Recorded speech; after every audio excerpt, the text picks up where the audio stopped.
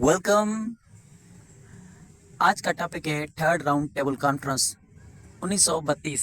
अच्छा, ये डेट लिखी हुई है कि किस डेट पर ये हुआ था। नवंबर 17 1932 और दिसंबर 24 1932 तक ये चला था। ठीक है, और ये कहाँ पर हुआ था? Third round table conference London UK में। तीनों राउंड टेबल कॉन्फ्रेंस लंदन में हुई थी। और इस थर्ड राउंड टेबल कॉन्फ्रेंस, जो लास्ट राउंड टेबल कॉन्फ्रेंस थी, इसको पार्टिसिपेट मतलब कि इसमें कौन कौन सी पार्टीज शामिल थी? ब्रिटिश गवर्नमेंट से प्राइम मिनिस्टर था रैमसे मैकडोनल्ड और लॉर्ड ऑरविन। ठीक है, और दूसरे नंबर पर इंडियन नेशनल कांग्रेस थी। इंडियन नेशनल कांग्रेस ने ये पार्टी अटेंड नहीं की थी क्योंकि गांधी जेल में थे। तो फर्स्ट राउंड टेबल कॉन्फ्रेंस हम पढ़ चुके हैं, उसमें गांधी ने अटेंड नहीं किया था। सिविल डिसोबीडियंट मूवमेंट शुरू की थी और बायकॉट किया था राउंड टेबल कॉन्फ्रेंस को। सेकंड राउंड टेबल कॉन्फ्रेंस में गांधी आर्विन पैक्ट हुआ था, जो लॉर्ड आर्विन यहाँ पर लिखा हुआ है ब्रिटिश गवर्नमेंट का। तो उस पैक्ट के बाद कन्विंस करके, राज़ी करके, कैसे भी करके गांधी को सेकंड राउंड टेबल कॉन्फ्रेंस में बुलाया गया था, लेकिन वहाँ पर भी उसमें कुछ खास इम्पोर्टेंस नहीं मिली। तो तीसरे नंबर पर कौन सी पार्टी थी इस राउंड टेबल कॉन्फ्रेंस में? मुस्लिम लीग थी। मुस्लिम लीग से रिप्रेजेंटेटिव कौन था? मोहम्मद अली जिन्ना और सर आगा खान। हिंदू महासभा से BS मनोज थे और सिख लीग से सरदार सिंह थे। ये पार्टी है जैसे आज पीपल्स पार्टी है, नून लीग है, PTI है। ये उस दौर में, उस वक्त में ये पार्टीज ऐसे ही थी। ठीक है, तो अदर माइनॉरिटी रिप्रेजेंटेटिव्स भी थे, मतलब कि और भी बहुत पार्टियां थी और उनके नुमाइंदे थे, रिप्रेजेंटेटिव थे। जैसे मुस्लिम लीग से मोहम्मद अली जिन्ना और आगा खान थे, ऐसे माइनॉरिटी दूसरी बहुत छोटी छोटी पार्टी थी, उनके रिप्रेजेंटेटिव मतलब के उनके लीडर थे। इसका प्लान स्ट्रेटजी क्या था राउंड टेबल कॉन्फ्रेंस का? तो थर्ड राउंड टेबल कॉन्फ्रेंस का ये था communal representation and separate electorate. ये बात की गई कि हर किसी को अपना अपना नुमाइंदगी का हिस्सा दिया जाए और सेपरेट इलेक्शन किए जाएं। हर किसी के लिए ये हक मिलना चाहिए और ये मिल गया इस राउंड टेबल कॉन्फ्रेंस में। दूसरा plan federal structure, central province relations, ये भी कानून पास किया गया और लागू किया गया इंडिया के लिए। रिजर्वेशन फॉर माइनॉरिटीज़ को हर डिपार्टमेंट में ओहदे, रैंक्स और सीटें दी गई।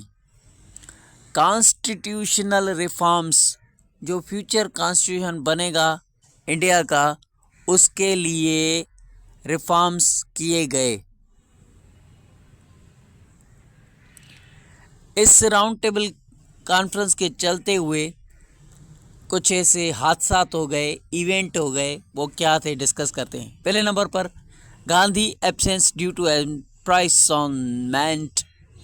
गांधी एब्सेंट हो गए। गांधी इस राउंड टेबल कॉन्फ्रेंस में नहीं थे क्योंकि उसकी बहुत सबसे बड़ी में बड़ी पार्टी गांधी की थी। पूरा हिंदुस्तान के लोग गांधी के पीछे थे। उसके बिना कोई कानून बनाया तो बनाया ही नहीं जा सकता। तो वो इसलिए एब्सेंट थे क्योंकि उसको जेल में बंद कर दिया गया था। और मुस्लिम लीग की डिमांड थी सेपरेट इलेक्टोरेट्स की। ये इवेंट हो गया कि डिमांड मुसलमानों की सेपरेट इलेक्टोरेट मानी गई और कुछ लोग नहीं मान रहे थे, इस पे झगड़ा चल गया। ये इवेंट हो गया, झगड़ा चल गया। कम्युनल अवार्ड हो गया कि इस राउंड टेबल कॉन्फ्रेंस में कोई नतीजा नहीं मिला, उसके लिए ये इवेंट बन गया एक कि कम्युनल अवार्ड 1932 में किया जाएगा, जिसमें डिस्कशन की जाएगी पार्टियों से कि कौन सा कानून बनाए, कौन सा लागू करें, कौन सा नहीं। तो इस कम्युनल अवार्ड में कुछ ऐसी बातें हुई थी। कम्युनल अवार्ड पर दूसरा लेक्चर आएगा, कंप्लीट डिस्कस करेंगे। तो उसके बाद 4th नंबर पर proposal for federal structure. Federal जो स्ट्रक्चर है ना, ये बन गया। इसके तहत राउंड टेबल कॉन्फ्रेंस के ज़रिए फेडरल स्ट्रक्चर प्रपोज किया गया। ये भी एक इवेंट बन गया। कोई मान रहा था, कोई नहीं मान रहा था फेडरल स्ट्रक्चर को, इसके लिए इवेंट बन गया। इवेंट मतलब कि एक हादसा हो गया। ये चारों हादसात हो गए जिसकी वजह से राउंड टेबल कॉन्फ्रेंस को कोई खास रिजल्ट नहीं मिला अंग्रेज़ों को राउंड टेबल कॉन्फ्रेंस का। तो आउटकम्स मतलब कि इसका नतीजा क्या निकला, राउंड टेबल कॉन्फ्रेंस के बाद क्या नतीजा निकला, क्या रिजल्ट मिला, वो आउटकम्स बोलते हैं हम। ठीक है, कम्युनल अवार्ड हो गया एक, इसके चलते, इसके होते हुए फाइनलाइज्ड मतलब कि उसको एक बनाया गया, उसका नतीजा निकला कि राउंड टेबल कॉन्फ्रेंस का ये नतीजा निकला कि कम्युनल अवार्ड को अलग से डिस्कस किया जाएगा। एक ये कम्युनल अवार्ड का मतलब एक इवेंट हुआ था जिसमें कुछ पार्टियां कानून बनाने पर जो इनकार कर रहे थे उनको मिल बांट के बैठकर उनको सही तरीके से समझाया जाए। ठीक है, ये कम्युनल अवार्ड में कुछ इस तरह से ये लेक्चर। और पुणे पैक्ट हो गया 1932 में बिटवीन गांधी एंड अम्बेडकर। गांधी और अम्बेडकर के बीच में पुणे पैक्ट हुआ। उस पुणे पैक्ट में क्या क्या बातें हुई वो हम बाद में डिस्कस करेंगे। अभी राउंड टेबल कॉन्फ्रेंस में क्या हुआ था क्या नहीं वो बात करते हैं। तो फेडरल स्ट्रक्चर का तो प्रपोजल ब्रिटिश गवर्नमेंट ने दे दिया था। तो ये तो आउटकम, ये रिजल्ट मिला, ये तो आउटकम हो गया। और रिजर्वेशन फॉर माइनॉरिटीज़, जो भी छोटी छोटी कौमें, जो भी छोटे छोटे लोग हैं, छोटे छोटे ग्रुप, हर किसी को हर गवर्नमेंट में, एजुकेशन में, इलेक्शन में, हर जगह पर उनको हक मिले, सीटें मिली उनको। इसके लिए ये आउटकम निकला। जिनको पहले हक नहीं मिल रहे थे उनको भी हक मिला। राउंड टेबल कॉन्फ्रेंस से ये भी निकला आउटकम। तो इसकी इम्पोर्टेंस क्या रही, सिग्निफिकेंस मतलब कि important. Last round table conference था ये, एक बात ये इम्पोर्टेंस ये थी। और communal award and Pune pact shaped Indian politics. और कम्युनल अवार्ड और पुणे पैक्ट ने एक शेप बना दिया इंडिया के पॉलिटिक्स के लिए, इंडिया के सियासतदानों के लिए जो भी थे, ये शेप दे दिया इम्पोर्टेंस में। और फेडरल स्ट्रक्चर और सेंट्रल प्रोविंस रिलेशंस के बारे में डिफ़ाइन किया गया, उन पर बातचीत की गई कि ये कैसा कानून होगा, कैसे सूबे रन करेंगे, कैसे सेंट्रल से पावर होगा, कैसे लॉ बनेंगे, कैसे लॉ सूबों में आएंगे सेंट्रल से, फेडरल स्ट्रक्चर किस तरह का होगा, क्या क्या लॉ होंगे उसमें, ये सारी बातें की गई। इसको डिफ़ाइन किया गया राउंड टेबल कॉन्फ्रेंस के ज़रिए। ठीक है, उसके बाद constitutional reforms pave the way of government of Indian act 1935।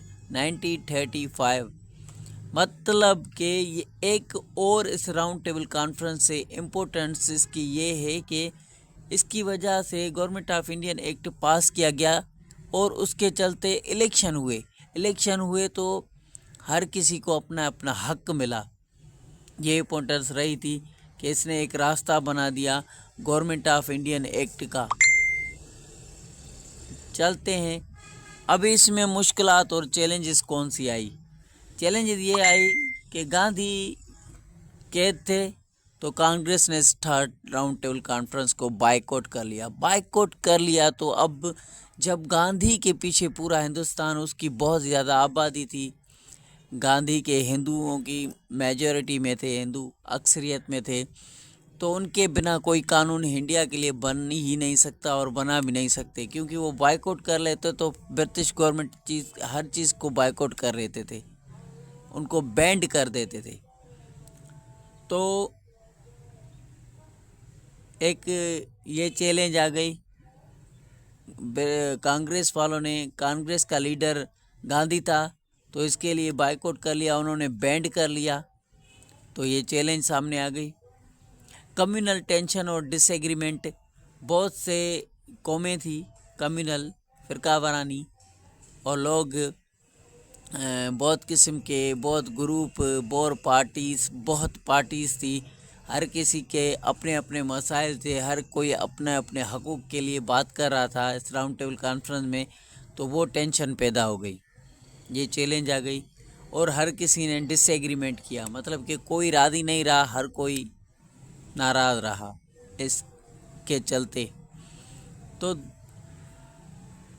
चौथी चैलेंज ये हुई कि यहाँ पर British government reluctance to concede power.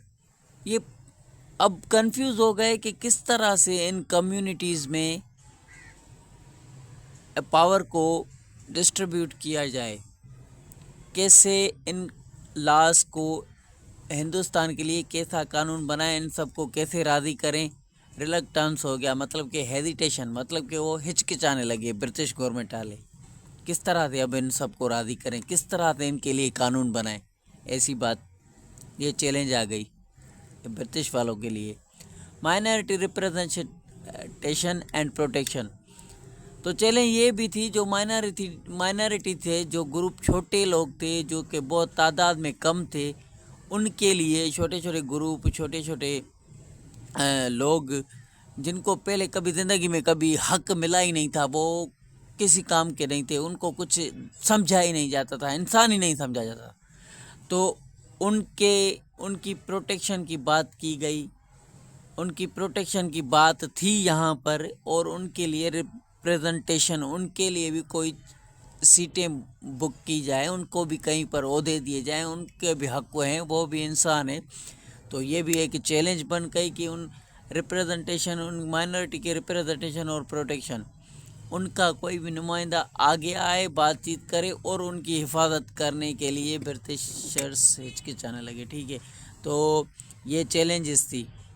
आगे चलते हैं। अब मेजर प्रपोजल जो इसमें दिए गए वो वही हैं जो फेडरल स्ट्रक्चर दिया गया, सेंट्रल और प्रोविंस के रिलेशंस को बरकरार रखा गया, ये कानून बनते गए, फेडरल स्ट्रक्चर बना, और फेडरल स्ट्रक्चर के अंदर सेंट्रल प्रोविंस रिलेशंस बने। उसके बाद प्रोविंशियल ऑटोनॉमी, मतलब के सूबों को खुद मुख्तियारी मिली। दूसरे नंबर पर separate electorates for Muslim, Sikh and other minorities, और इसमें ये मेजर प्रपोजल दिया गया, ये रिफॉर्म्स दिया गया, ये बनाया गया कानून के जो सेपरेट इलेक्शंस की डिमांड मुसलमानों ने की थी ना, वो हर छोटे बड़े ग्रुप्स को, हर किसी का हक है उनको दिया जाए, अलग अलग इंतखाबात, अलग अलग इलेक्शन, हर किसी का हक है उनको दिया जाए, हर किसी का अपना अपना नुमाइंदा होगा और उनको सीट्स मिलेंगी, ऐसी बात है। मुसलमानों के लिए अलग इलेक्शन, सिखों के लिए और अदर जो माइनॉरिटीज़ थी, मतलब कि बहुत सारी और भी पार्टीज़ थी छोटी छोटी, उनके लिए भी सेपरेट इलेक्शन की बात की गई। तीसरे नंबर पर रिजर्वेशन वो होता है जो फ्यूचर के लिए, उनके लिए सीटें बचा के रखना, नेशनल असेंबली में, काउंसिल में, मिनिस्ट्री में, गवर्नर जनरल्स में, हर चीज़ में उनके लिए, एजुकेशन डिपार्टमेंट में, हर किसी ओहदे पर, हर किसी डिपार्टमेंट में, हर किसी इंस्टीट्यूशन में उनके लिए सीटें रखी जाए, ताकि वो आके बैठें और अपनी माइनॉरिटीज़ के बारे में बातचीत करें और अपने मुल्क को, अपने कानून को चलाएं। रिजर्वेशन सीट फॉर माइनॉरिटीज़ के लिए भी कहा सीटें रखी जाए, गवर्नमेंट सर्विसेज में, एजुकेशन में, हर डिपार्टमेंट में, तो ये लिखा हुआ है। ठीक है, और चौथे नंबर पर कम्युनल अवार्ड था, separate electorates, reservation for minorities. Communal award में जो बातें की गई थी सेपरेट इलेक्टोरेट की और रिजर्वेशन फॉर माइनॉरिटीज़ की, वो बातें भी यहाँ पर मानी गई और मेजर ये बातें मानी गई, ये मेजर प्रपोजल्स थे, मतलब कि ये तजवीज़ रिफॉर्म्स किए गए।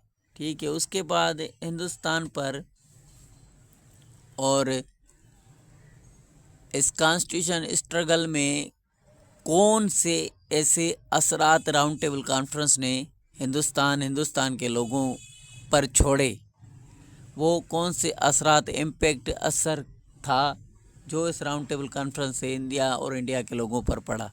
वो असर ये हुआ कि गवर्नमेंट ऑफ इंडियन एक्ट 1935 ये एक एक्ट बन गया इस राउंड टेबल कॉन्फ्रेंस के बाद। दूसरे नंबर पर सूबों को खुद मुख्तियारी मिल गई, फेडरल स्ट्रक्चर बन गया जो सालों से लड़ते आ रहे थे फेडरल स्ट्रक्चर से, साइमन कमीशन से लेकर मिंटो मॉर्ले रिफॉर्म से लेकर जो 1909 में हुआ था, 1909 में हुआ था, उसमें अलग इलेक्शन की बात की गई थी। इस राउंड टेबल कॉन्फ्रेंस में अलग इलेक्शन की बात मनवा ली गई और जो कायदे आज़म कहते थे। और दूसरी बात ये कि सूबों को खुद मुख्तियारी मिली, ये भी 1919 से लेके Simon commission, Nehru report, Jinnah's 40 points में ये सारे झगड़े चलते आ रहे थे। इस राउंड टेबल कॉन्फ्रेंस में ये बातें मान ली गई जो कि स्ट्रगल करते आ रहे थे कॉन्स्टिट्यूशन रिफॉर्म्स के लिए। तो increase international pressure for Indians reforms, और इसमें यूनाइटेड स्टेट ने भी, अमेरिका ने भी दबाव डाला, जोर डाला कि इंडिया को आज़ाद करो, उनमें जल्दी कॉन्स्टिट्यूशन रिफॉर्म्स लाओ। वो अवाम वहाँ पर दरपदर है, तड़प रही है, बहुत सा मसले हैं, वायोलेशन हो रही है। तो इसके लिए ऐसा ना हो, सबको पीस अमन में रखा जाए, सबको हक मिलने चाहिए। तो इस राउंड टेबल कॉन्फ्रेंस के बाद इंटरनेशनल प्रेशर भी आने लगा इंडिया के लिए कि इंडिया के लोगों के लिए रिफॉर्म्स करो, उनके लिए उनको एक कानून बना के दो, उनकी हुकूमत बना के दो उनको, वो अपने मुल्क को खुद रन करेंगे, ये लिखा हुआ है। ठीक है, उसके बाद Indian independence movement gained momentum. चौथे नंबर पर इस राउंड टेबल कॉन्फ्रेंस के बाद इंडिया को एक यादगार मूवमेंट मिल गया आज़ादी का। ठीक है, इंडिया की आज़ादी का एक मूवमेंट बन गया, यादगार मूवमेंट बन गया, ऐसा लिखा हुआ है। रेफरेंस में लिखा हुआ है कि आप ये बुक्स पढ़ सकते हैं। ठीक है, note the round table conference, the third round table conference was the final conference in the series, and it outcomes significantly shaped Indians constitutional development and independence movement.